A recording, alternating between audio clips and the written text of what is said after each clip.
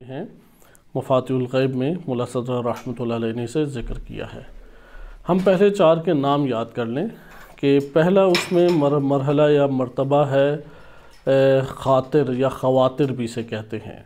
کلمہ خاطر، خطور، خواطر، اس سے مراد یہ ہے کہ جو انسان کے نفس کے اندر تصورات اور تخیلات ابھرتے ہیں انہیں خاطر کہتے ہیں۔ اس کی کچھ تشریح ہم پڑھیں گے، لیکن اصل یہ پورا طولانی ایک موضوع ہمارے پاس آ رہا ہے، تب ہم اسے مطالعہ کریں گے۔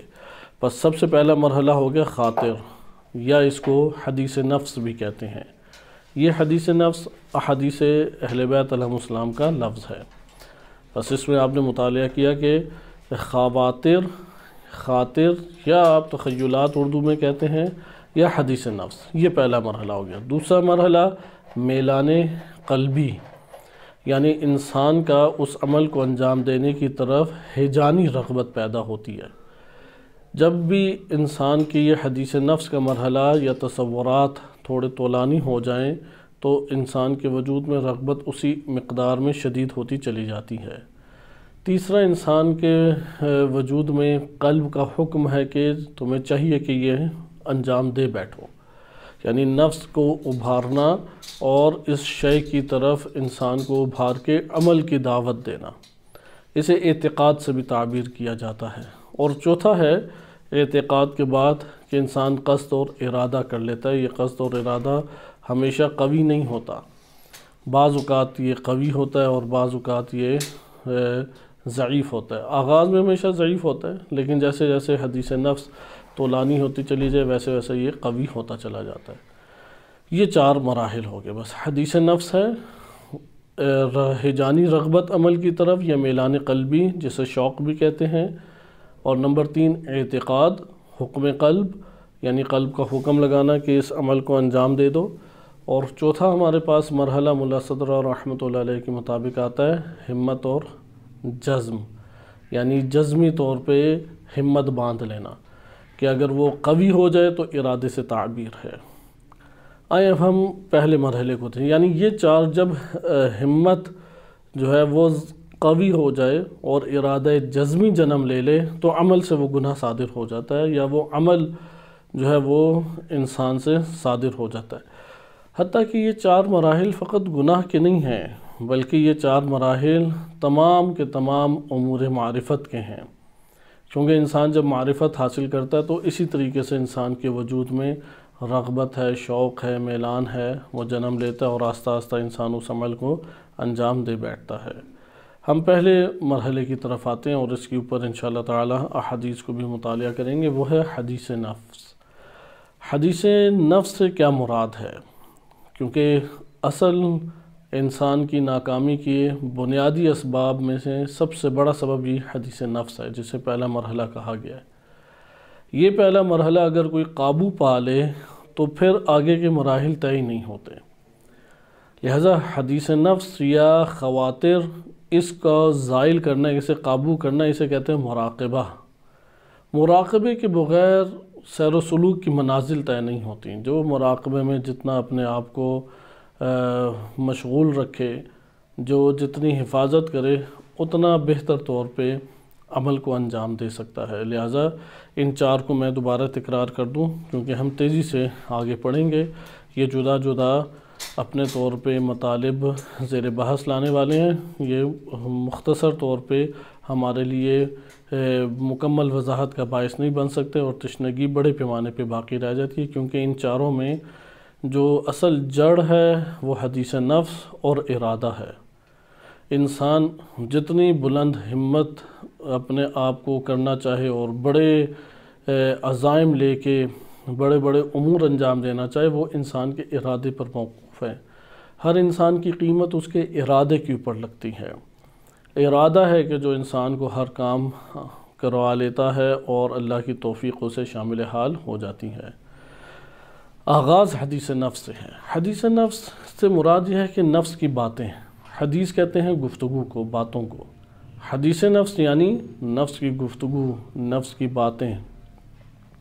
انسان کا نفس ہمیشہ گفتگو کرتا رہتا ہے، بات چیت کرتا رہتا ہے۔ مثلا انسان جب خاموش ہوتا ہے تو اندر وہ اپنے آپ کے ساتھ مشغول ہوتا ہے. اس کے اوپر تھوڑی دقت کی ہمیں ضرورت ہے، اور احادیث اہل بیت علیہ السلام کثیر ہے، انشاءاللہ اپنے موقع پہ اسے پڑھیں گے. کلمہ حدیث نفس یاد رکھیں، اسے تخیلات بھی کہتے ہیں. مثلا ہمارے وجود میں مختلف وسوسے ہیں، وہمیات ہیں، تخیلات ہیں، تصورات ہیں، اس کو حدیث نفس کہتے ہیں، کیونکہ انسانی نفس اسی کے ساتھ مشغول ہو جاتا ہے. مثال کے طور پہ ہم ابھی ایک درس کے لیے آنا چاہتے ہیں، اسی اثناء میں ایک مثال، حصی مثال اس لیے عرض کی جا رہی ہے کہ سمجھنا قریب آپ کے لیے ہو جائے گا. آپ دیکھتے ہیں کہ وقت طولانی گزرتا چلا جا رہا ہے. اب انسان کے نفس کے اندر گفتگو شروع ہو جائے گی. کس طرح سے گفتگو شروع ہوگی؟ مثلا ممکن ہے کہ آج کے دن جو ہے وہ تاخیر سے ہمارا درس ہو، ممکن ہے کہ کوئی اور سبب ہو اور کوئی ایسی وجہ بن گئی ہو کہ مصروفیت کی وجہ سے اطلاع دینا ممکن نہیں ہے، یا ممکن ہے کہ آج درس نہ ہو، یا ممکن ہے کہ ہمارا وقت گزر رہا ہے اور فلاں ہماری مشغولیت. یہ جتنے تصورات نفس کے اندر ابھر رہے ہیں اور نفس کا ان کے ساتھ مشغول ہونا ہے، اور نفس اس کی پوری توجہ کے ساتھ یہ باتیں سن رہا ہے اپنے نفس کے اندر، یہ حدیث نفس کہلائے گا. مثلا ایک اور مثال دی جائے، چونکہ یہ سادہ مثالوں سے آپ سمجھ جائیں گے. انسان کے نفس میں جب بھی انسان خیالات کی دنیا میں گم ہوتا ہے تو یہاں پہ انسان ایک سے دو ہو جاتا ہے. خیالات کو اپنے مد مقابل اپنا رفیق قرار دیتا ہے، اپنا ساتھی، اپنا دوست قرار دیتا ہے، اور مکمل طور پہ توجہ سے اس کی باتیں سننا شروع ہو جاتا ہے. جب مکمل اس کی باتیں سن رہا ہوتا ہے، اس کو کہتے ہیں حدیث نفس. اس کو ہم اپنے طور پہ کہتے ہیں خیالی دنیا میں گم ہے.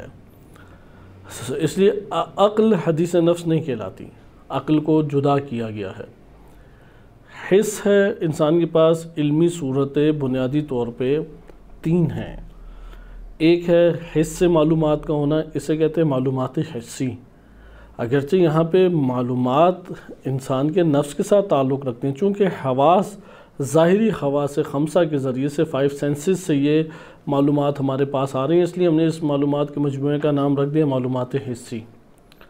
اس کے بعد ہماری اگلی معلومات ہے معلومات خیالی.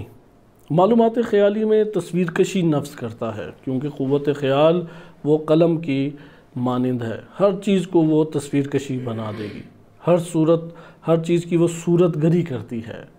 وہ معنی کو تصویر عطا کرتی ہے، معنی کی عکاسی کرتی ہے. آپ اسے کیمرہ کہہ دیں جس نے تصویر اتارنی ہے، آپ اس کو نام دے دیں کہ جس نے فلم بنانی ہے، نام دے دیں، قلم کا نام دے دیں. یہ قوت خیال ہے. قوت خیال جو نفس پردہ نفس کے اوپر چیزیں بناتا رہتا ہے، انسانی نفس اسی کے ساتھ مشغول ہو جاتا ہے. اس کو حدیث نفس سے تعبیر کرتے ہیں. اس کے بعد وہمیات کا ایک موضوع ہے، وہ بھی اسی کے ضمن میں آپ لا سکتے ہیں. عقل ساقط البتہ اسے کہا گیا ہے کہ عقل اور خیال کے درمیان قوت وہم ہوتی ہے.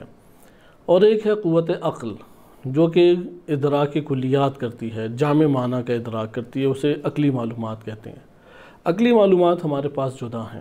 اس سے آگے پھر ہے مکاشفات، اور اس سے اگلا مرحلہ ہے مشاہدات. مشاہدات سب سے آخری مرحلہ ہے، اور یہ مراحل بعض دعاؤں میں بھی ذکر ہیں کہ اللہم نور، کہ بار الہ مجھے منور کر دے، کہ میرے ظاہر کو منور کر دے بطاعتک، اپنی اطاعت سے.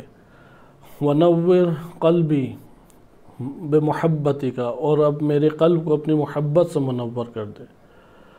یا میرے باطن کو وباطنی بمحبتک، میرے باطن کو اپنے محبت سے منور کر دے. وقلبی بمعرفتک، اور میرے قلب کو اپنی معرفت سے منور کر، کیونکہ قلب کا تعلق ہی معرفت سے ہے. قلب کا کام ہے کہ وہ معلومات لے، تفصیلی معلومات، جامع معلومات. اور روح کا کیا تعلق ہے کہ روح مشاہدہ کرتی ہے. روح جو ہے وہ روحی بمشاہدتی کا، اور میرے روح کو منور کر دے اپنے مشاہدے سے. وسری، اور میرے سر جو ہے، یعنی مرحلہ ایک سر ہے، مرحلہ سر کو مستقل طور پہ تو اپنے حضور ایک اتصال کی توفیق عنایت فرما. یہ دعا عارفانہ ایک دعا ہے کہ انشاءاللہ یہ جو 4 مراحل 5 مراحل ذکر کیے گئے ہیں کہ ظاہر اطاعت میں ڈھلا ہو، باطن محبت میں ڈھلا ہو، قلب جو ہے وہ معرفت کے سانچے میں ڈھلا ہو، روح مشاہدے کے مرحلے میں پہنچی ہو، اور سر جو ہے روح کے بعد مرحلہ سر ہے، اس کو یہ توفیق عنایت ہو کہ وہ مرحلہ اتصال و لقاء تک پہنچی ہو۔ تو اس میں آپ نے ملاحظہ کیا کہ انسان جو ہے وہ در حقیقت علمی جو معلومات رکھتا ہے، ایک اس کی معلومات ہیں حسی، اس معلومات کو کہتے ہیں مجموعہ، چونکہ 5 سینسز سے حاصل ہوتی ہے، معلومات حسی کہلائیں گی۔ ایک مجموعہ معلومات ہے خیال، خیال نفس ہی کی قوت ہے، قوت خیال، یہ صورت گری کرتی ہے، یہ تصویر کشی کرتی ہے، اس کا کام ہی تصویر کشی کرنا ہے۔ مثلا مکاشفات انسان کو ہوتے ہیں تو جو معنی عطا ہوا ہے وہ اس کی تصویر کشی کر دے گی۔ اب مکاشفات دونوں قسم کے ہو سکتے ہیں، رحمانی بھی ہو سکتا ہے اللہ سبحانہ وتعالیٰ کی طرف سے، اس کو بھی صورت میں ڈھال دے گی۔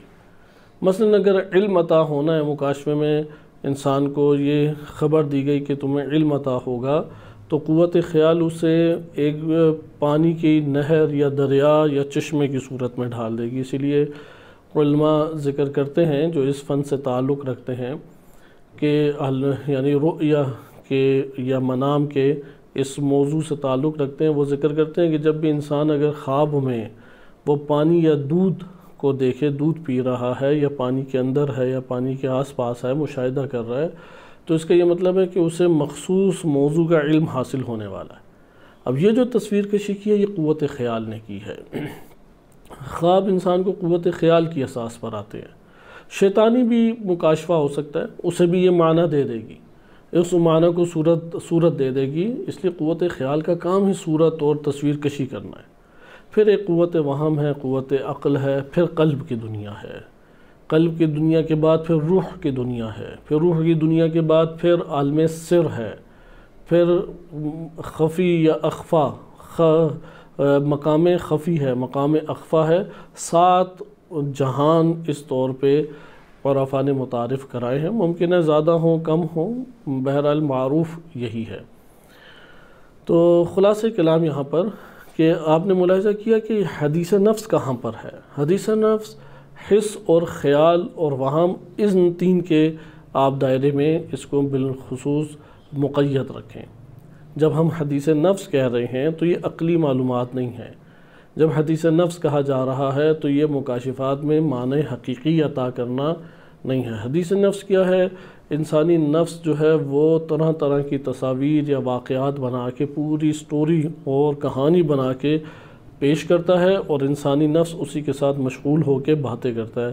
ادھر سے یہ باتیں کر رہی ہے قوت، یعنی اس نے جو ابھاری ہوئی ہے تصویر، وہ تصویر بول رہی ہے، وہ تصویر بات چیت کر رہی ہے، ادھر سے ہمارا نفس اس کے ساتھ بات چیت کر رہا ہے۔ اس لیے اس کو حدیث نفس سے اہل بیت علیہ السلام کی احادیث میں تعبیر کیا گیا ہے۔ ہم جسے خواہشات کہتے ہیں، تمنائیں کہتے ہیں، آرزوئیں کہتے ہیں، تخیلات کہتے ہیں، تو یہ تمام جو ہمارے نفس کے اوپر ابھرتی ہیں۔ یہ ابھرنا اور اس کے ساتھ نفس کا مشغول ہونا، تو نفس کا مشغول ہونا گفتگو کرنا کہلائے گا۔ اب انسان کے وجود میں یہ ابھر رہی ہیں، مسلسل ابھر رہی ہیں چیزیں۔ اس لیے نہج البلاغہ میں امام علی علیہ السلام فرماتے ہیں، موت کا جو نقشہ امام نے کھینچا ان میں سے ایک تعبیر اس طرح سے بیان فرماتے ہیں کہ جب چپ کے تم سے گفتگو کرنے والے کا منہ بند ہو جائے گا، اس کی باتیں ختم ہو جائیں گی، یہ مرحلہ موت ہے۔ کیونکہ ہم ہر انسان کے ساتھ اس کا ایک قرین ہے، ہر انسان کے ساتھ اس کا ایک رفیق ہے جو گفتگو کر رہا ہے، جو بات چیت کر رہا ہے، اور وہ بات چیت یہ تصورات کی صورت میں ہے، یہ تخیلات کی صورت میں ہے۔ مثلا آپ خاموشی سے جا رہے ہیں اپنی کنوینس میں، سواری کوئی بھی ہے آپ کے پاس، اور سوچ رہے ہیں کہ میں اب جاؤں گا، پہلے یہ کام کروں گا، پھر فلاں کام کروں گا، تو پھر جھٹکتے ہیں کہ نہیں پہلے وہاں پہ بھی جانا ضروری ہے۔ یہ ساری کی ساری جو باتیں ہیں، یا یہ کہ ابھی میں آرام کر لوں، آرام کرنے کے بعد فلاں کروں گا، یہ آپ کے نفس کا مشغول ہونا، یہ حدیث نفس ہے۔ یہ جو ابھار رہا ہے یہ قوت خیال ابھار کے دے رہی ہے، اور انسان اس کے ساتھ مشغول ہو رہا ہے۔ قوت خیال کو انشاءاللہ ہم تفصیلاً بھی مطالعہ کریں گے، کیونکہ قوت خیال مرحلہ برزخی ہے انسان کے وجود میں، یہ قوت حس جو ہے، حسی معلومات، یہ مرحلہ مادی ہے۔ قوت خیال جو ہے یہ مرحلہ برزخ ہے۔ قوت عقل جو ہے یہ مرحلہ قیامت یا مرحلہ عقول ہے، مجردات کی دنیا ہے۔ اور وہاں جو ہے خیال اور عقل کے درمیان ہے عقلی، لیکن عقل ساقط ہے، عقل فعال و متحرک نہیں ہے، کہ کسی اور مورد میں انشاءاللہ اس کو ہم پڑھیں گے۔ اب حدیث نفس کیا ہے؟ انسان جب بھی حسی طور پہ کسی چیز سے دوچار ہوتا ہے، سامنا کرتا ہے، تو معلومات جو انسان کے وجود میں بنیں گی، ایک تو یہ قوت خیال اسے محفوظ کر رہی ہے، نمبر 2 اسی کو ابھار کے انسان کے سامنے پیش بھی کر رہی ہے، اور اس کے ساتھ ساتھ خود سے بہت سارے تصورات ابھار بھی رہی ہے۔ لیکن یہاں پہ سلسلہ شروع کہاں سے ہوا؟ ادھر توجہ رکھنی چاہیے کہ انسانی نفس حسی طور پہ پہلے کسی معلومات سے دوچار ہوا تھا، کسی معلومات سے اس نے تعلق قائم کیا تھا۔ اس کو ایک اور معنی میں ذکر کرتے ہیں، کیونکہ یہ مطالب تکرار کے ساتھ بیان کرنے کے قابل ہیں، یہاں تک کہ ہمیں ذہن نشین ہو جائے۔ انسان کا نفس کبھی بھی ساکن نہیں رہتا، اسی لیے علامہ حسن زادہ عاملی رحمۃ اللہ علیہ نے انسانی نفس کو اللہ سبحانہ وتعالیٰ کے اسماء میں لا تأخذہ سنۃ ولا نوم کا مظہر قرار دیا ہے۔ لا سنۃ ولا نوم، چونکہ اللہ تعالیٰ کے جتنے بھی اسماء ہیں ان اسماء کے مظاہر ہیں۔ مثلا مظہر اللہ سبحانہ وتعالیٰ علیم ہے، اس کا ایک اسم علیم ہے، تو اس اسم کا ایک مظہر ہے، مثلا جناب جبریل علیہ السلام۔ اسی طرح سے اللہ سبحانہ وتعالیٰ کا اسم اللہ ہے جو سب سے جامع ہے، اس اسم اللہ کا ایک مظہر ہے، جیسے رسول اللہ صلی اللہ علیہ وآلہ و امیر المومنین علیہ السلام یا ائمہ اطہار علیہ السلام۔ اسی طرح اللہ سبحانہ وتعالیٰ کا ایک مظہر ہے ممیت، اس کا اسم ہے ممیت، اللہ تعالیٰ کا اسم ہے ممیت، اس کا مظہر ہے جناب عزرائیل علیہ السلام۔ اسی طریقے سے اللہ سبحانہ وتعالیٰ کا مثلا ایک اسم ہے ہادی، ہادی ہونے کے اعتبار سے اللہ تعالیٰ کے مظاہر کئی ہیں، انبیاء علیہ السلام لے لیں مثلا۔ اللہ سبحانہ وتعالیٰ کا ایک اسم ہے مضل، مضل ہونے کے اعتبار سے جو مظہر ہے اللہ تعالیٰ کا وہ ہے ابلیس، شیاطین۔ اسی طریقے سے اسم الہی جیسے کہ دعائے جوشن کبیر میں ہے کہ یا من لا تأخذہ سنۃ ولا نوم، یأخذہ سنۃ ولا نوم کر لیں کہ وہ ذات کہ جس کو نہ اونگ آتی ہے، یا من لا تأخذہ سنۃ ولا نوم، لا تأخذہ ہوگا کہ جسے نہ اونگ آتی ہے نہ نیند آتی ہے۔ اب یہ ایک اسم کے طور پہ ہے، اس کا مظہر انسانی نفس ہے۔ انسانی نفس کو نہ اونگ آتی ہے نہ نیند آتی ہے، بدن انسان کا سوتا ہے، انسان جاگ رہا ہے۔ اگر ہم اس بات کو لے لیں کہ انسانی نفس ہمیشہ مشغول ہے، جب سے خلق ہوا مشغول ہے، وہ اب مشغول کس طرح سے ہے؟ یا اپنے باطن کے اندر مشغول ہے یا باطن سے باہر مشغول ہے۔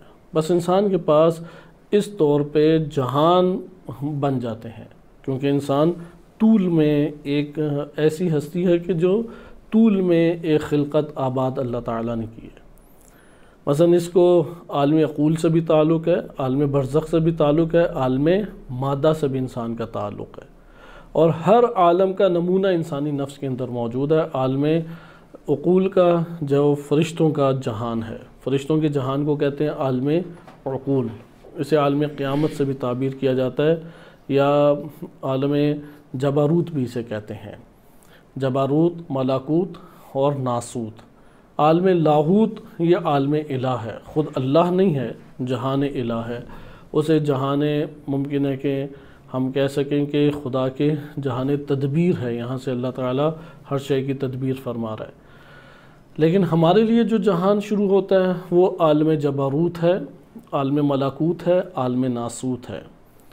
عالم جبروت وہی عالم عقول ہے، تمام فرشتوں کا تعلق اسی عالم سے ہے، یہاں تک کہ ابلیس عبادات کر کے اسی عالم کا جز شمار ہونے لگا، اور اس لیے اس عالم کو اللہ نے جب حکم دیا کہ تمام ملائکہ سے کہا کہ سجدہ کرو، تو ایک نے صرف سجدہ نہیں کیا۔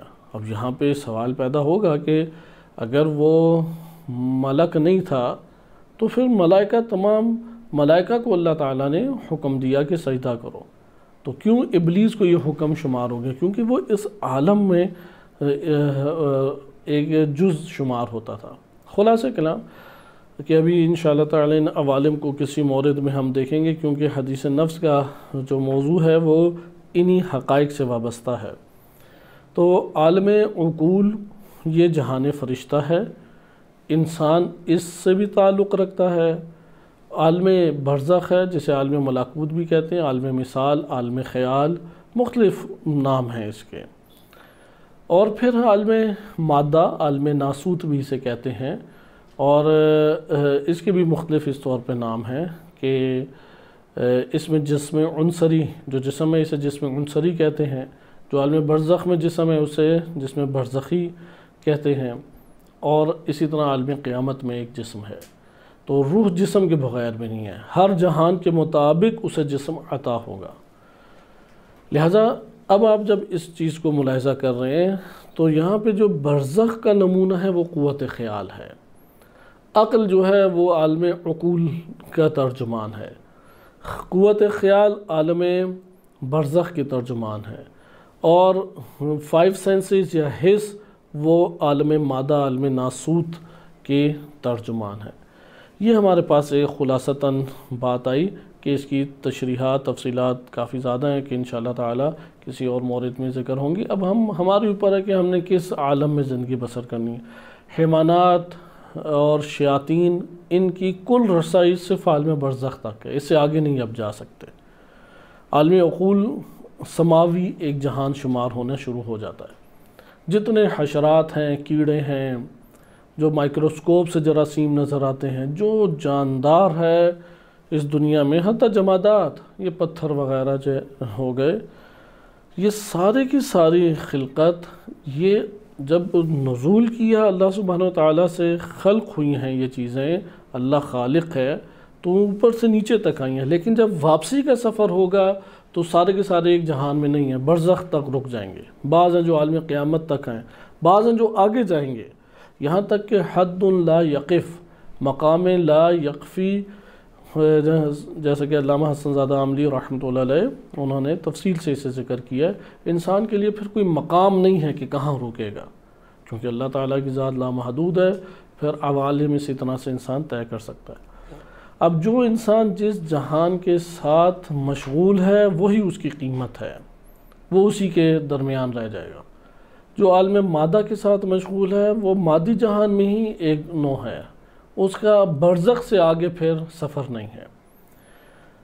اور قیامت بھی اسی طریقے سے ترتیب کے ساتھ ہے۔ تو بہرحال یہ چند اشارے تھے، اور اس میں آپ نے حدیث نفس کو ملاحظہ کیا۔ اب حدیث نفس کس طرح سے ہے؟ چونکہ آپ نے انسان کو تو مطالعہ کیا کہ یہ طول میں ایک خلقت آباد ہے، ہم سارے طول میں ہیں، جڑ ہماری عالم عقل ہے، روح کا تعلق عالم عقل کے ساتھ ہے، وہاں سے انسان تنزل کرتا ہے، عالم برزخ میں بھی ایک وجود رکھتا ہے، ادھر سے تنزل کرتا ہے عالم مادہ میں، بیک وقت ان تینوں جہانوں سے چونکہ مربوط ہے، اس لیے تینوں جہانوں کے نمونے ہمارے نفس کے اندر موجود ہیں۔ نفس جس کے ساتھ مشغول ہو جائے گا اسی کے ساتھ اس کی قیمت لگے گی، اور اگر انسان میں جتنے شر اور رذائل ہیں وہ خاک کی وجہ سے ہیں، کیونکہ روح نورانی ہے انسان کی۔ انسان کے وجود میں ملائکہ کو اللہ تعالیٰ نے کل نورانی خلق کیا ہے، جنات کو اللہ سبحانہ وتعالیٰ نے ناری خلقت خلق کیا ہے، نور اور نار قریب ہیں، اور انسان کو سائے کی مانند خلق کیا ہے، شبحن، اس کے اندر سایہ رکھ دیا ہے، یعنی نور سے رابطہ قائم کرے تو پھر وہ نورانی تر نورانی ہوتا چلا جائے گا، نار سے تعلق قائم کرے تو پھر ناری سے ناری تر ہوتا چلا جائے گا۔ لہذا قوت کے اعتبار سے ان دونوں کے اوپر حاوی ہے بشر جو ہے، اور اس کی دلیل ہمارے پاس جناب سلیمان علیہ السلام کا سورہ نمل میں واقعہ بھی ہے کہ قال عفریت من الجن، جن میں جو عفریت تھا، بہت بڑا دیو تھا، اس نے کہا یا سلیمان علیہ السلام، آپ کے اٹھنے سے پہلے میں تخت لا دوں گا۔ لیکن جو ادھر بشر موجود تھا، علم من الکتاب جس کے پاس تھا، من عنده علم من الکتاب، آصف بن برخیہ بعض کتب کے مطابق، وہ بشر تھے، انہوں نے کہا میں آنکھ جھپکنے سے پہلے آپ کے سامنے لا دوں گا، لہذا اٹھان بھی انسان کی بہت اوپر ہے، اور مرکب بھی انسان تمام کے تمام اقسام کے حیوانات و حشرات جیسا ہو سکتا ہے۔ ایسا مرکب اصلاً جہان میں پایا نہیں جاتا جیسا انسان مرکب بننے کی طاقت رکھتا ہے، یعنی ممکن ہے کہ یہ بھیڑیا بھی ہو، ممکن ہے کتا بھی ہو، شیر ہو، درندہ ہو، ریچھ ہو، بچھو ہو، سانپ ہو، عجیب ایک مرکب انسان بن سکتا ہے جب پستی کی طرف گرے۔ تو یہاں پہ آپ نے مطالعہ اس چیز کا کیا کہ ایک خود انسان کا نفس ایک جہان ہے، ایک ہے اس کے نفس سے باہر عالم مادہ، اور ایک اس کے نفس سے باہر ہے عالم معنی۔ انسان ہر دو سے دو چار ہوتا ہے، عالم مادہ سے بھی دو چار ہوتا ہے اور عالم معنی سے بھی دو چار ہوتا ہے۔ یہاں آپ کو حدیث نفس کا معنی واضح سمجھ آ جائے گا، کیونکہ حدیث نفس کو جتنا ہم واضح تر سمجھیں گے نیچے کے مراحل ہمارے لیے اتنا بہتر طے ہوں گے۔ بس انسان سے، نفس انسانی سے باہر ایک ہے عالم مادہ اور ایک ہے عالم معنی۔ عالم مادہ سے بھی معلومات انسان کسب کرتا ہے، عالم معنی سے بھی انسان معلومات کسب کرتا ہے۔ ہر دو معلومات کو قوت خیال صورت دیتی ہے، ہر دو معلومات کو قوت خیال تصویر دیتی ہے، فلم سازی اس کی کرتی ہے۔ بالکل اسی طریقے سے جیسے آپ ٹی وی میں دیکھتے ہیں، ٹی وی میں آپ جو چیزیں کیونکہ آج کے دور میں یہ مطلب سمجھانا آسان ہو گیا، پہلے یہ والی مثال موجود نہیں تھی، اس لیے بڑے عمیق طریقے سے وارد ہونا پڑتا تھا۔ آج کے دور میں اینڈرائیڈ نے اور ٹی وی نے یہ بڑے پیمانے پہ مسئلہ کمپیوٹر نے حل کر دیا ہے۔ آپ اسکرین میں جو کچھ دیکھ رہے ہیں یہ حصے مشترک کہلاتی ہے۔ جو عالم مادہ سے ہمارے پاس معلومات آتی ہیں وہ پہلے حصے مشترک کے اوپر جلوہ گر ہوتی ہیں، وہاں سے قوت خیال کے پاس آتی ہیں، قوت خیال پھر اسے حصے مشترک پہ جلوہ گر دیکھتے ہیں، یعنی حصے مشترک LED کی مانند ہے۔ نفس اصل میں صرف اسی سے مشغول ہوتا ہے، قوت خیال نے جو کچھ پھینکنا ہے وہ حصے مشترک کے اوپر آشکار کرتا ہے، ابھارتا ہے۔ قوت حس نے جو کچھ باہر مادی دنیا سے لے کے انسانی نفس میں ڈالنا ہے وہ یہ حصے مشترک ہے۔ اسے حصے مشترک کہتے اسی لیے ہیں کہ یہ تمام حواس خمسہ مشترکہ طور پہ اس کے حوالے کرتے ہیں۔ قوت خیال بھی جو کچھ ابھارتی ہے وہ اسی کے حوالے کرتی ہے، اور انسان اس کے اوپر بنی ہوئی چیزیں دیکھ رہا ہوتا ہے۔ بس یہ تو عالم مادہ سے ہو گیا۔ عالم معنی سے بھی انسان کو عطا ہوتا ہے۔ اب یہ عالم معنی انسان کے باطن کا دیگر جہانوں سے، عالم برزخ اور عالم قیامت یا عالم عقول سے تعلق ہے۔ عالم برزخ سے تو تصویر کشی کے ہمراہ بھی ملتا ہے، لیکن اسے آپ اگر عالم معنی، یعنی یہ دو جہان ہے جہاں سے عقول سے تو خالصتاً معنی ہمارے پاس آتا ہے، اس لیے اس کو بالمعنی حقیقی ہم عالم معنی کہہ سکتے ہیں کہ عالم عقول میں تو کوئی تصویر کشی نہیں ہے، وہاں سے ہمارے نفس نے معنی لیا، لیکن جیسے ہی معنی لیا قوت خیال نے اسے تصویر اسی کے تناسب سے بنا کے حصے مشترک پر ابھار دی۔ اب یہ جو تصویر ابھارتے ہیں یہ تکوینی مرحلہ ہے، یہ ارادتاً نہیں ہے، یہ اختیاراً نہیں ہے۔ قوت خیال کے حوالے کوئی چیز ہو جائے معلومات، میرے آپ کے اختیار سے باہر ہے کہ وہ جو بنا کے بھیجے گی، وہ اللہ تعالیٰ نے اس کو جو حکم اور خلقت میں اس کے جو رکھا ہوا ہے اسی کے مطابق تصویر کشی کرے گی۔ البتہ یہ تصویر کشی ہر انسان کے مطابق ہے، اسی لیے عرفاء بیان کرتے ہیں کہ ایک عارف کا تجربہ اور اس کی عارفانہ زندگی کے مکاشفات دوسروں کے لیے نمونہ نہیں بن سکتے، کیونکہ ہر ایک اپنا ایک وجودی کنال رکھتا ہے، سوائے ان ہستیوں کے کہ جو ان تمام انسانوں کے وجودات کے اوپر احاطہ رکھتے ہیں، جیسے نبی صلی اللہ علیہ وسلم، ائمہ اطہار علیہ السلام و انبیاء علیہ السلام، یہ احاطہ وجودی طور پہ چونکہ رکھتے ہیں، یا بعض فرشتے ہیں جیسے جبریل علیہ السلام کہ یہ انبیاء و اوصیاء علیہ السلام کے علاوہ احاطہ رکھتے ہیں۔ ہاں ان ہستیوں کے جو مکاشفات ہیں، ان ہستیوں کے جو دینی تجربات یا عرفانی ان کے تجربات اور نتائج ہیں وہ ہمارے لیے ایک بڑے پیمانے پہ ہدایت کا سبب بن سکتے ہیں اور اسوہ بن سکتے ہیں، لیکن بقیہ کے لیے چونکہ ہر ایک کرن کا اپنا ہی تعلق ہے اس منبع نور کے ساتھ، لہذا اسی کے منبع نور کے اسی راستے سے اس کو اسی کے مطابق چیز جلوہ گر ہوتی ہے، اس لیے ہر کرن وہ سفید رنگ کو نہیں لے کے آ رہی، کوئی نیلے رنگ کو لا رہی ہے، کوئی لال رنگ کو لا رہی ہے، کوئی پیلے رنگ کو لا رہی ہے۔ اب انسان اپنے اس راہ میں کس رنگ کا حامل تھا، وہی منبع نور جانتی ہے ذات، یا یہ ذات جانتی ہے، یا وہ کہ جو ان سب کے اوپر ایک احاطہ رکھتی ہے۔ جیسے یہ سارے کے سارے عرفانی اشارات ہیں جو آپ کی خدمت میں ذکر کیے گئے۔ علماء نے اس کی طرف تفصیلی مباحث کو ذکر کیا اپنے دروس میں، اور یہاں سے ہمارے پاس یہ حدیث نفس کا معنی روشن ہو جاتا ہے۔ یہ جو قوت خیال حصہ مشترک کے اوپر، نفس کی LED کے اوپر چیزوں اور معلومات کو آشکار کر رہی ہے، نفس اسی حصہ مشترک سے مشغول ہے۔ جیسے ٹی وی کے اندر آپ چیزوں کو دیکھ رہے ہیں، صورت ہے، رنگ ہے، لیکن وزن نہیں ہے اس کا، یعنی جو دکھائی دے رہا ہے وزن، جو ادھر گاڑی دیکھ رہے ہیں اس گاڑی کا وزن نہیں ہے، جو پہاڑ دیکھ رہے ہیں وزن نہیں ہے، جو آسمان، سورج، چاند، ستارے دیکھ رہے ہیں ان کا وزن نہیں ہے۔ وہ بنائے کس نے ہیں سورج، چاند، ستارے؟ خواب میں جو ہم دیکھتے ہیں وہ حقیقی سورج، چاند، ستارے نہیں ہیں، وہ وہی ہیں کہ جو قوت خیال نے بنا دیے۔ خواب ہو یا خیالات ہوں، دونوں کی حقیقت ایک ہے۔ اس لیے جو کہتے ہیں نا بیداری میں میں نے دیکھا یا میں نے خواب میں دیکھا، دونوں ایک ہی حقیقت رکھتے ہیں، کیونکہ بیداری میں بھی جس نے بنایا قوت خیال ہے، اور جس نے خواب میں بنایا وہ بھی قوت خیال ہے۔ مثلا جناب جبریل علیہ السلام کیونکہ قوت خیال میں تصرف کرنے کی طاقت بعض ہستیاں رکھتی ہیں، جیسے کہ امیر المومنین علیہ السلام کے بارے میں معروف ہے کہ وہ 40 جگہوں کے اوپر حاضر تھے، تو اس کی ایک تشریح یہی کرتے ہیں کہ جسم عنصری کے طور پہ تو ایک ہی جگہ حاضر تھے، لیکن بقیہ کی قوت خیال میں تصرف کیا اور ان کو اپنے ہمراہ امیر المومنین علیہ السلام نظر آئے۔ یا مثلا جناب مریم سلام اللہ علیہا کہ جب وہ پاکی کی حالت میں دوبارہ آئیں اور جانا چاہتی تھیں، تو بعض تفاسیر میں جیسے مجموع البیان میں مرحوم طبرسی رحمۃ اللہ علیہ اور المیزان میں ادھر سے ہی نقل کر کے علامہ طباطبائی رحمۃ اللہ علیہ نے لکھا کہ وہ ارادہ غسل سے گئیں، کیونکہ 2-3 قول ہیں کہ ارادہ غسل سے گئیں یا وہ راستے میں تھیں اور تنہائی میں جا رہی تھیں، مختلف واقعات کی نوعیت ہے۔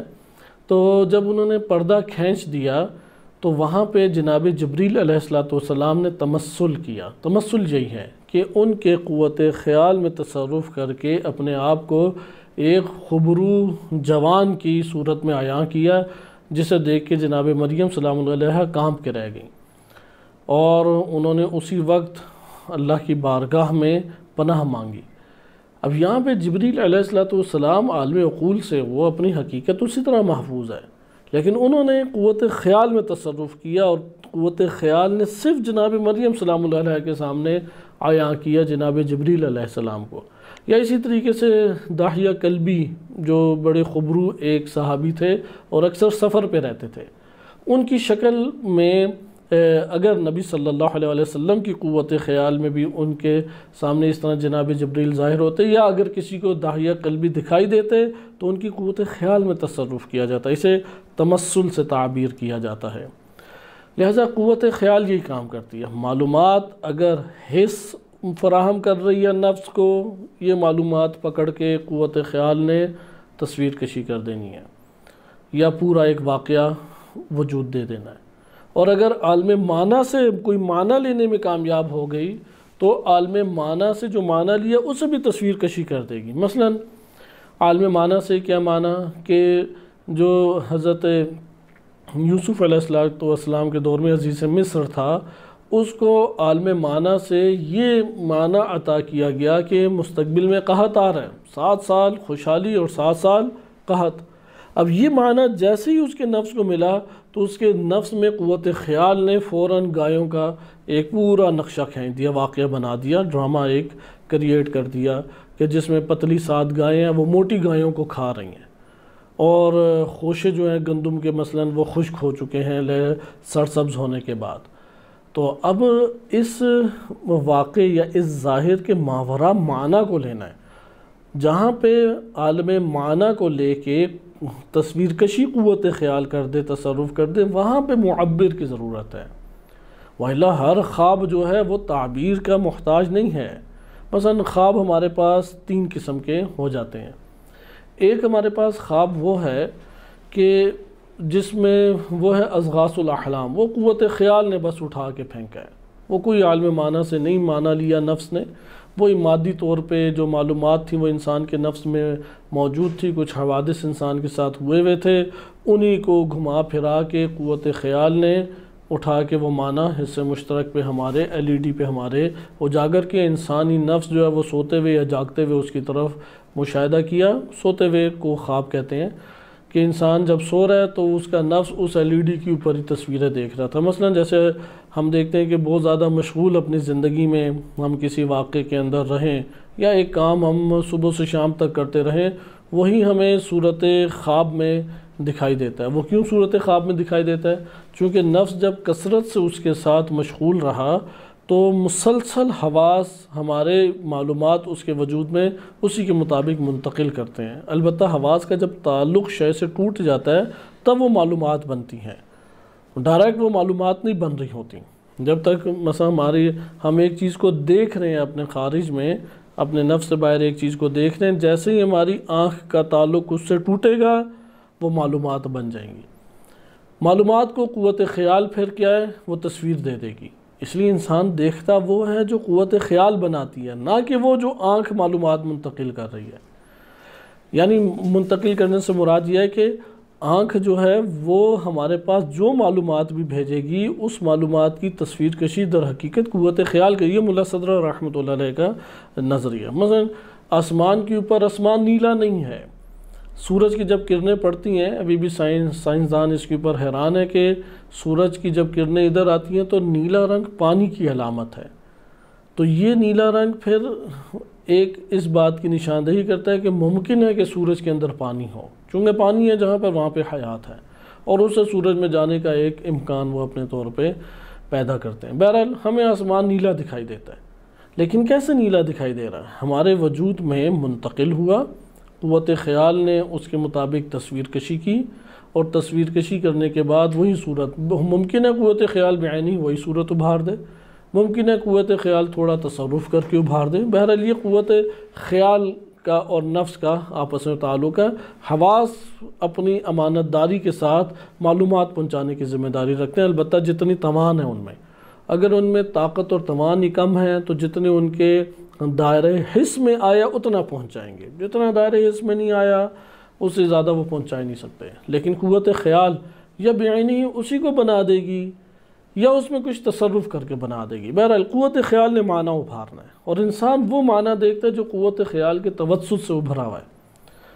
تو اس طرح کے اسے کہتے ہیں اضغاث الاحلام۔ قرآن کریم میں باقاعدہ ذکر ہے کہ جناب یوسف علیہ السلام کے دور میں عزیز مصر نے جو دیکھا تو انہوں نے یہ کہا کہ یہ اضغاث الاحلام ہے، ان خوابوں کی کوئی تعبیر نہیں، کیونکہ یہ پتہ ہے کہ یہ ہمارے نفس کے ساتھ تعلق کی بنیاد کے اوپر ابھرے۔ مثلا ایک اور بھی کہ وفات ہو جاتی ہے کسی عزیز کی تو شدید چونکہ محبت ہے دل میں، تو وہ محبت کو قوت خیال جب بھی تصویر دے گی تو ایک خوشگوار واقعہ بنا کے پیش کرے گی۔ وہ کسی سے بھی محبت ہو، اس کی قبیح اور کریہ شکل کبھی بھی بنا کے پیش نہیں کرے گی، لہٰذا وہ ہمیں نورانی شکل میں دکھائی دے گا، سفید کپڑوں میں ملبوس ہے، ہنسی خوشی رہ رہا ہے، تو یہ سمجھتے ہیں کہ ماشاءاللہ مرحوم اگرچہ ساری عمر اس نے نہ نمازیں پڑھی نہ روزے رکھے اور لوگوں پہ بھی ظلم و ستم کیا، مال بھی غصب کیا، لیکن کہتے ہیں مرحوم کی بخشش ہو گئی۔ اس طرح کے خوابوں سے مرحوم کی بخشش نہیں ہوتی، یہ اضغاث الاحلام ہیں۔ لہٰذا یہاں پہ آپ نے ملاحظہ کیا کہ ان خوابوں کی کوئی تعبیر نہیں ہے، یہ کاذب خواب ہیں۔ یہ قوت خیال جو ہے نفس کا مادے سے گہرا تعلق ہونے کی وجہ سے قوت خیال انہی مادی چیزوں کو عطا کر رہی ہے، ایک صورت عطا کر رہی ہے۔ بعض وہم کی صورت میں ہوتے ہیں، معنی جزیہ ہوتے ہیں جسے عطا کرتی ہے صورت، بعض معلومات حسی ہوتے ہیں جنہیں عطا کرتی ہے۔ البتہ یہ ایک حکمت مطالعہ کے نظریات سے قریب آپ کے سامنے جو تحقیقات ہے اس کا ایک نچوڑ پیش کیا ہے۔ بس یہ ایک خواب کی صورت ہوگی۔ ایک خواب کی صورت یہ ہوتی ہے کہ انسان کو معنی کے ساتھ صورت بھی اللہ نے عطا کی، اور وہی صورت قوت خیال نے عیاں بھی کی۔ یہاں پہ کوئی ہمارے پاس یعنی جیسا معنی ہے اس معنی کا بعین ہی وہی حقیقت ہے، اور وہی حقیقت قوت خیال نے بھی اجاگر کی۔ جیسے ابراہیم علیہ السلام نے خواب میں دیکھا اسماعیل علیہ السلام کو وہ ذبح کر رہے ہیں۔ اب یہ بعینی خواب انجام بھی پایا، یہ رؤیا صادقہ ہے، لیکن یہ بھی تعبیر کا محتاج نہیں ہے۔ بس یہ دونوں خواب تعبیروں کے محتاج نہیں ہیں، لیکن ایک طرف میں آپ نے دیکھا عالم مادہ سے معلومات لی ہیں، یا مادی شدید تعلق اور مشغولیت نفس کی تھی، اس کی وجہ سے ہمیں خواب اس نوعیت کے قوت خیال، یعنی قوت خیال خوابوں کو ظاہر کر رہی ہوتی ہے۔ تو قوت خیال نے تصویر کشی کی، یہ خواب کہلاتے ہیں اضغاث الاحلام۔ یہ تعبیر نہیں ہو سکتی، جھوٹے خواب ہیں، اکثر بیشتر لوگوں کو یہ والے خواب آتے ہیں۔ دوسرا ہمارے پاس ہے کہ عالم معنی سے ایک معنی دیا گیا، لیکن اس کے ساتھ پھر تصویر بھی ہے، جو واقعہ پیش آنا بعین ہی وہی واقعہ دیا گیا، اور قوت خیال نے بدون تصرف و عیاں بھی کیا، اور انسان نے خواب میں اسے دیکھا اور ویسا ہی جیسا دیکھا تھا پیش آیا۔ یہ رؤیا صادقہ ہے، اور جیسا دیکھا تھا ویسا ہی پیش آیا، جیسے کہ ابراہیم علیہ السلام کا واقعہ۔ ایک تیسرا خواب بھی ہے کہ معنی عالم معنی سے دیا گیا، لیکن قوت خیال نے اس معنی سے سازگار اور متناسب ایک تصویر کشی کر دی۔ اب تصویر کشی کے پیچھے معنی ہے، وہ اس نے جو خواب میں دیکھا وہ تصویر کشی ہے۔ یہ تصویر کشی اب وہ بیان کرے گا، تو ادھر معبر ہے کہ جو آ کے تعبیر کرے گا اور اس کے ماوراء معنی کو جان کے پیش کر دے گا۔ یہ معبر کون ہوتا ہے؟ یہ کاہن نہیں ہے، یہ اللہ تعالیٰ کی طرف سے عطا شدہ علم ہے، جیسے یوسف علیہ السلام کو اللہ نے یہ علم دیا تھا۔ اور علماء اعلام کا کہنا یہ ہے کہ جو شخص بھی حضرت یوسف علیہ السلام جیسے آزمائش سے گزرے، جیسا کہ زلیخا نے حضرت یوسف علیہ السلام کو اپنے طور پہ ایک شیطانی جال میں اور ایک شیطانی پھندے میں بھرپور طریقے سے گرفتار کرنے کی کوشش کی، لیکن یوسف علیہ السلام اس آزمائش میں کامیاب ہوئے۔ جو اس مرحلہ عفت کی آزمائش سے، جو ہمارا ٹاپک بھی ہے، عفت بطن و فرج کی آزمائش میں کامیاب رہتا ہے، اس کو اللہ تعالیٰ تعبیر رؤیا، تعبیر خواب کی توفیق عنایت کرتا ہے، البتہ اسی کے دائرے میں رہتے ہوئے۔ جیسے کہ ابن سیرین معروف تابعی ہیں، اگرچہ معروف یہ کہ اہل سنت تھے، لیکن اس آزمائش میں گرفتار ہوئے اور انہوں نے اس سے نجات حاصل کی کہ جنگل میں یا ایک تنہائی کے عالم میں تھے، اور ایک خوبصورت خاتون رات ان کے پاس رہی، اور دونوں کے نفس کو شیطان نے خوب ابھار دیا، لیکن وہ چراغ کے اوپر اپنی انگلیاں رکھتے ہوئے، جلاتے ہوئے اپنے نفس کو انہوں نے اذیت دی تاکہ شہوانی غلبہ آہستہ آہستہ نیچے آئے، اور اپنے نفس کو انہوں نے عفت اور پاکیزگی کے دامن میں رکھنے میں کامیاب ہوئے، جس کے نتیجے میں اللہ تعالیٰ نے یہ ثمرہ انہیں عطا کیے۔ اور بھی شخصیات موجود ہیں، لہذا انبیاء و ائمہ علیہ السلام تو مستثنیٰ ہیں اس حوالے سے کہ ان کو اللہ تعالیٰ نے رؤیا کی تعبیر عطا کی۔ یوسف علیہ السلام کا بالخصوص اس پہلو کو ابھارا گیا۔ تو یہاں پہ معبر کی ضرورت ہے، وہ اس تصویر کشی کو دیکھے گا اور اس کے پیچھے ماوراء جو پنہا معنی ہے وہ آشکار کر دے گا۔ عالم معنی سے معنی لینا یہ وہ ایک بہت مہارت کا کام ہے، یعنی اس کے لیے انسان، اس کو عرفاء کہتے ہیں شکار کرنا، عرفاء کی زبان میں شکار کرنا ہوتا ہے، یعنی جہان شکار وہ تھوڑی دیر کے لیے کھلے گا، شکاری ہم ہیں، جس کا شکار کرنا ہے وہ اسی جہان میں موجود ہے، کیونکہ جو دنیا کے شکاری ہیں وہ عالم مادہ میں شکار کرتے ہیں، جو سیر و سلوک کے راہی ہیں وہ عالم معنی میں شکار کرتے ہیں، اور عالم معنی میں شکار کرنے کے لیے ادھر بھی تعلقات چاہیے۔ اس کو کہتے ہیں کہ اسماء و صفات سے تعلق پیدا کرنا، یہاں سے بڑے پیمانے پہ وہ شکاری کامیاب ہوتا ہے۔ اور وقت شکار کیا ہے، سب سے بہترین وقت ہے سحری کا وقت۔ جو سحری کا وقت پاتا ہے وہ شکار کرنے میں چیزوں کو کامیاب، حتیٰ کہ اس میں الہی کو بھی شکار کرنے سے تعبیر کیا گیا ہے کہ اس میں الہی سے جو تعلق قائم کرنا ہے۔ اور دوسرا وقت ہے بین طلوعین، فجر کے وقت شروع ہونے سے فجر کی قضا ہونے کے درمیان کا وقت۔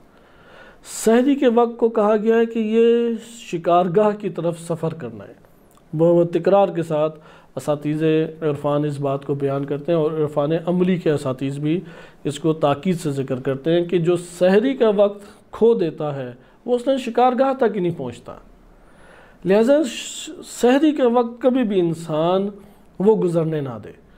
بین طلوعین اگر آ جائے کہ ان دو میں سے ایک وقت کو پا سکتا ہے، یا سحری کا وقت پائے یا بین طلوعین فجر کے ہونے سے فجر کے قضا ہونے تک اس کے درمیان کا وقت پائے، تو سید عبد الکریم کشمیری رحمۃ اللہ علیہ اور دیگر عرفاء آشکار طور پہ متفقہ طور پہ عرفاء بیان کرتے ہیں کہ وہ بین طلوعین سو جائے، سحری کا وقت ضائع نہ کرے، چونکہ جو سحر کو ضائع کر دیتا ہے وہ کسی جگہ تک نہیں پہنچتا، وہی جو نماز شب کا وقت ہے۔ اگر ٹکراؤ ہو جائے، اول ٹکراؤ نہیں آنا چاہیے، مثلا کم کما لے مادی جہان میں، یا تھوڑی دیر تک سو لے مادی جہان میں سورج نکلنے کے بعد، لیکن ان دو اوقات کو ہاتھ سے جانے نہ دے۔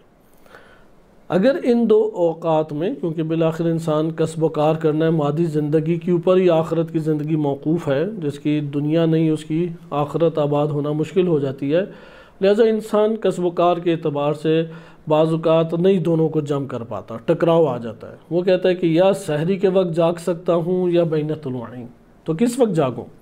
تو عرفاء ذکر کرتے ہیں کہ سحری کے وقت جاگیں، بین طلوعین تھوڑی عبادت کر کے بے شک سو جائیں۔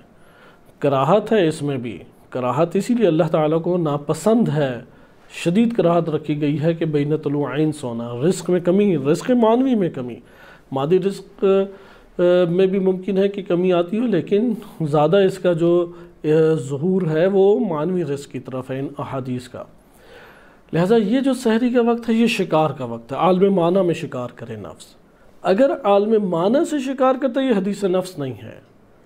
عالم معنی سے ادھر سوال پیدا ہوگا کہ پھر عزیز مصر تو کوئی متقی انسان نہیں تھا، کیونکہ اس کا مطلب عالم معنی سے شکار وہی کر سکتا ہے جو متقی ہو، زاہد ہو، عبادت گزار ہو، یا وہی قرآن کی آیت من جاہدوا فینا لنہدینہم سبلنا، من جاہدوا یعنی درجہ جہاد، جہاد یعنی بھرپور قوت اللہ تعالیٰ کی بارگاہ میں ایک امر کو پانے کے لیے خرچ کر دے، وہ پھر عالم معنی سے شکار کرنے میں کامیاب ہوتا ہے، اور اللہ تعالیٰ معنی اس جہان معنی سے منتقل کرتا ہے اس کی روح میں۔ اچھا، اب یہاں پہ جب روح میں منتقل کرتا ہے، بعض اوقات وہ معنی لے لیتا ہے اور قوت خیال تصرف نہیں کرتی اور بعض اوقات تصرف کرتی ہے، عموماً تصرف کر کے اس کے سامنے آشکار کرتی ہے۔ انسان پہ ایک اور مخمصے میں پھنس جاتا ہے کہ اب اس صورت کشی کو کیسے حل کرے۔ لہٰذا جو قوت خیال سے جتنا کم تعلق پیدا کرتا چلا جائے گا اور عالم معنی سے مضبوط تعلق اپنا بناتا چلا جائے گا، وہ اس مشکل سے اور گرفتاری سے بچ جائے گا۔ البتہ وہ غور و فکر کرتا رہے، وہ قوت خیال نے جو تصویر کشی کی ہے، کیونکہ قوت خیال کب اور کس معنی کو کیا بناتی ہے، جس نے اس کا بہت عمیق مطالعہ کیا ہے اور اسے قابو میں رکھا ہے قوت خیال کو، تو یہاں پہ وہ یہ صلاحیت حاصل کر لیتا ہے کہ معنی کے ماوراء کسی حد تک وہ جان لے۔ اچھا، بعض اوقات ایسا ہوتا ہے کہ آزمائش کے طور پہ بھی اللہ ان جہانوں سے انسان کے اوپر بعض چیزوں کو وارد کرتا ہے، اسے کہتے ہیں واردات، بھی عرفاء کی زبان میں اسے کہتے ہیں، جو لائے جاتے ہیں۔ واردات یعنی جو انسان کے اوپر طاری کیے جاتے ہیں، طارئات بھی اسے کہہ سکتے ہیں، تجلیات بھی اسے آپ کہہ سکتے ہیں، کہ مختلف نام اسے دیے گئے ہیں۔ واردات اور شکار سمجھنے میں عوامی کلمہ ہے اور سمجھنے میں آسان لفظ ہے، کہ ہم نے شکاری نے آگے بڑھ کے گھات لگا کے بڑے طریقے سے بیٹھنا ہے اور عین موقع پہ چیز پکڑ لینی ہے، جیسے کہ لیال القدر راتیں ہیں اسی طرح سے شکار کرنے کی، کہ اپنی روح کو اتنا بلند لے جائے کہ معنی کو پکڑ کے وہ لے آئے۔ اسی طرح سحری کا وقت ہے کہ شکارگاہ کی طرف جانا، فجر کا وقت ہے شکار کرنا، سورج طلوع ہونے سے پہلے ذکر اور دعا کا وقت ہے۔ جس ذکر کو کریں گے، جو دعا کریں گے، تعلق انسان پیدا کر رہا ہے، تکرار در تکرار کریں گے، اصرار در اصرار کریں گے، یہاں پہ شکار کرنے میں کامیاب ہو جائے گا۔ البتہ ہمیں شکار کرنے کے طریقے آنے چاہیے، اس کو ہم احادیث اہل بیت علیہ السلام میں اس زبان میں بھی مطالعہ کرتے ہیں کہ دعا کے آداب کیا ہیں، ذکر کے آداب کیا ہیں، ذکر کا عدد کیا ہے۔ اب چونکہ جو ذکر کے عدد پہ توجہ نہیں رکھتا وہ شکار نہیں کر پائے گا، کیونکہ کتنی دفعہ آپ مثلا مچھلی پکڑنے کے لیے جو اپنا ہتھیار ہے یا کنڈا ہے وہ پھینکیں گے تو کون سی مرتبہ پہ وہ آ جائے گی، یہ ایک ماہر شکاری جانتا ہے۔ جب وہ ہمیں یہ تعلیم دے گا کہ دیکھو 10 دفعہ تم یہ چیز لگا کے پھینکو گے تو 10ویں دفعہ یا 8ویں دفعہ وہ اوپر آ جائے گی، لیکن جب اوپر آئے تو اب 1-2 آ رہی ہیں، زیادہ کو لانے کے لیے دوسری دفعہ پھر پھینکنا، پھر تیسری دفعہ، جب وہ مثلا تیسری دفعہ پھینکو گے، جب وہ زیادہ آ جائیں گی تب شکار کر لینا۔ یہاں پہ ہمیں یہ معلوم ہوتا ہے کہ اس حوالے سے گہری رہنمائی کی ضرورت ہے۔ بس انسانی نفس وہ معلومات کسب کر رہا ہے عالم مادہ سے بھی، حواس کے ذریعے سے، عالم معنی سے بھی، مثلا کس کے ذریعے سے، عالم عقل کے ذریعے سے، یعنی قوت عقل کے ذریعے سے، یا قوت خیال، ہر دو کو تصویر کشی کر کے سامنے آشکار کر رہی ہے۔ قوت خیال جو تصویر کشی کرتی ہے انسان کا اس کے ساتھ مشغول ہونا، یا قوت وہم بھی ایک معنی دیتی ہے اور قوت خیال اس کو بھی تصویر دے دیتی ہے، اس کے ساتھ مشغول ہونا یہ حدیث نفس کہلاتا ہے۔ لہذا انسان کو، جیسے کہ مولا صدر رحمۃ اللہ علیہ نے یہ بات بیان کی کہ انسان ایک راستے پہ چل رہا ہے، اسے احساس ہوا کہ اس کے پیچھے قدموں کی، مثلا ٹاپوں کی آواز یا قدم اٹھانے کی آوازیں آئیں، تو ذہن میں تصویر کشی ہوئی کہ یہ یعنی حواس خمسہ نے تو یہ بتا دیا کہ یہ پیروں یہ جوتوں کے چلنے کی آواز ہے، لیکن نفس کے اندر قوت خیال نے تصویر کشی کر دی کہ کوئی خاتون چل رہی ہے۔ اب یہ وہم بھی ہو سکتا ہے کیونکہ وہم معنی جزیہ سے تعلق رکھتا ہے، وہم بھی جو معنی دیتی ہے نفس کو قوت خیال فوراً تصویر بنا دیتا ہے۔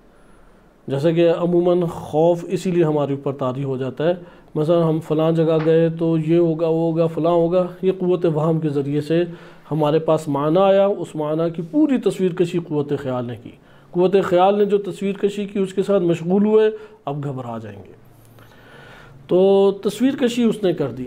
تو ملا صدرہ رحمۃ اللہ علیہ نے ادھر جو صورت علمی رکھی ہے وہ صورت علمی خیالی ہے، نہ کہ صورت علمی عقلی۔